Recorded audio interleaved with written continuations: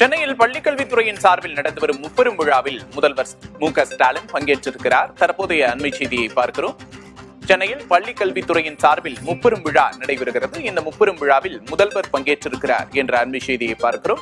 விழா மேடைக்கு முதல்வர் வருகை தரும் காட்சிகளை பார்க்கிறோம். புதிதாக தேர்ந்தெடுக்கப்பட்ட 22,715 ஆசிரியர்களுக்கு பணி நியமன ஆணைகளை வழங்குகிறார். 277 கோடியில் 243 புதிய பள்ளி கட்டிடங்களை திறந்து வைக்கிறார்.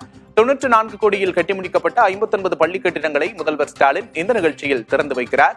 சென்னையில் பள்ளிக்கல்வித்துறையின் சார்பில் நடந்து வரும் முப்பெரும் விழாவில் முதல்வர் பங்கேற்றிருக்கிறார். பள்ளிக்கல்வித்துறை அமைச்சர், துணை முதலமைச்சர் உள்ளிட்டோரும் இந்த விழாவில் பங்கேற்றிருக்கும் காட்சிகளை தற்போது பார்க்கிறோம். 2,715 நுழைவு நிலை ஆசிரியர்களை பள்ளிக்கல்வித்துறை தேர்ந்தெடுத்திருக்கிறது. 277 கோடியில் 243 பள்ளி கட்டிடங்களையும் திறந்து வைக்கிறார். 94 கோடியில் கட்டி முடிக்கப்பட்ட கட்டிடங்களையும் முதல்வர் இந்த விழாவில் திறந்து வைக்கிறார்.